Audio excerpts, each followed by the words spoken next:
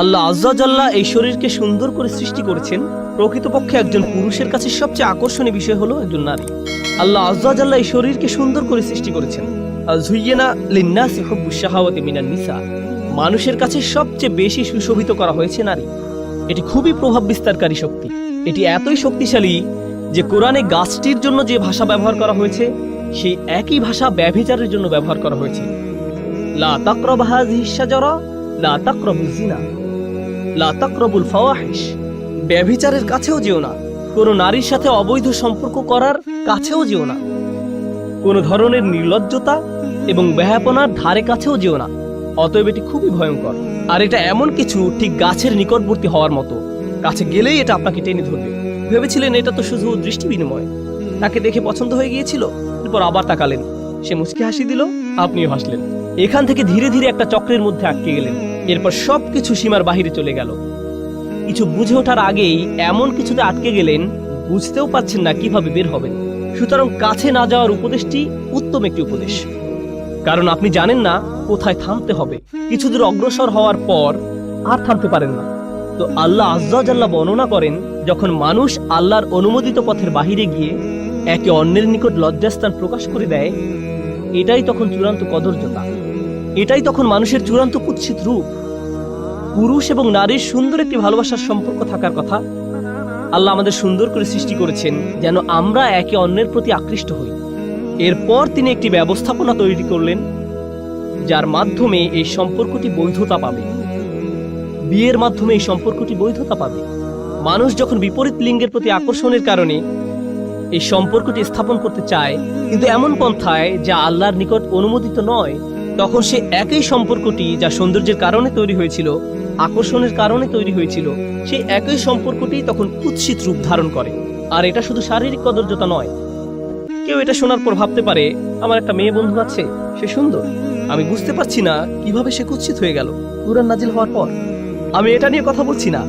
আপনার ভেতরে এক ধরনের কদর্যতা আছে। আপনার ভেতরের ভালো সত্তাটি ধীরে ধীরে মৃত্যুর দিকে ধাবিত হয়। তখন মানুষকে শুধু শারীরিক দিক থেকে সুন্দর করে সৃষ্টি করা হয়নি, মানুষকে চরিত্রের দিক থেকে সুন্দর করে সৃষ্টি করা হয়েছে।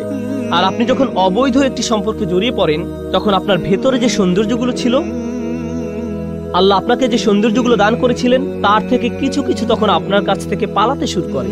আপনার ভেতর থেকে টেনে হিঁচড়ে বের করে ফেলা হয়।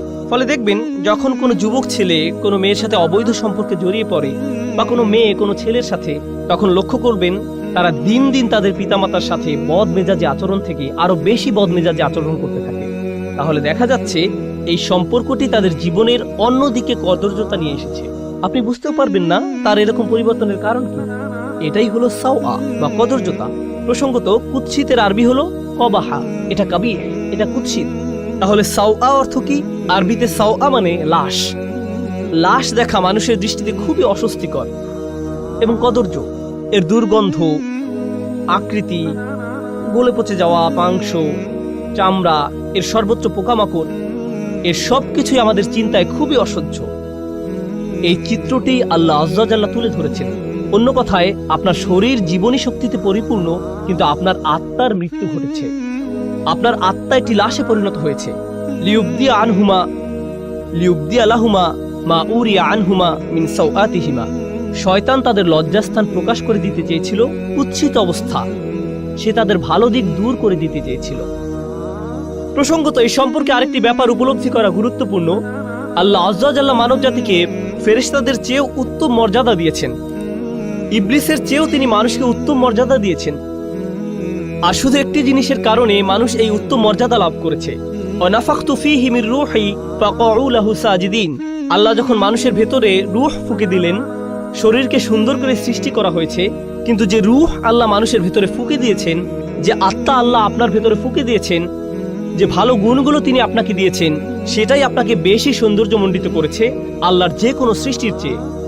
সেটাই আপনাকে অন্যদের থেকে পৃথক করেছে।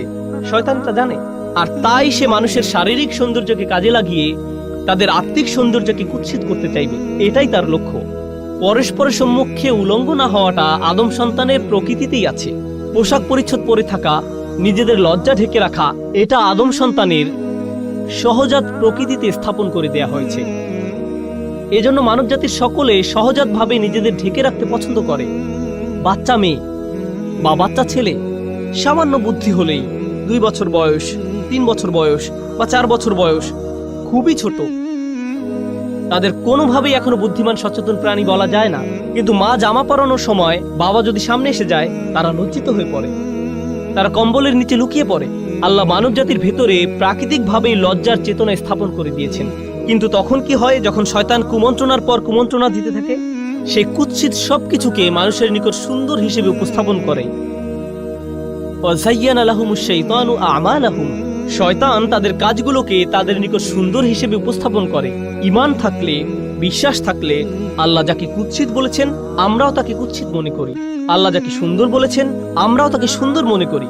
কিন্তু যদি শয়তানকে আপনার অন্তরে প্রবেশ করতে দেন, যে জিনিসগুলো কুৎসিত মনে হওয়ার কথা ছিল তাই আপনার কাছে সুন্দর মনে হওয়া শুরু করবে। এরপর সমাজের অবস্থা এমন পর্যায়ে এসে উপনীত হয়, আপনি যত কম জামা কাপড় পরবেন, আপনার জামা কাপড় যত খোলামেলা হবে। রাসূল যেমন বলেছেন, কাসিয়াত আরিয়াত সাল্লাল্লাহু আলাইহি সাল্লাম, এক সময় মহিলারা এমন ভাবে জামা কাপড় পরবে, যদিও তাদের শরীরে কাপড় থাকবে কিন্তু দেখতে মনে হবে উলঙ্গ। জামা কাপড় এমন টাইট হবে, মনে হবে যেন শরীরের উপর রং করা হয়েছে, কোনো কিছু সে পরিধান করেনি। অবস্থা এমনই হবে এক সময়, আর এটাই মানব জাতির কাছে সুন্দর মনে হবে। কিন্তু পক্ষান্তরে প্রসঙ্গত এটা শয়তানের ফাঁদ। মানব জাতির চূড়ান্ত ব্যর্থতা হবে তখন, যখন নির্লজ্জতাকে সুন্দর মনে হবে, উদযাপন করা হবে,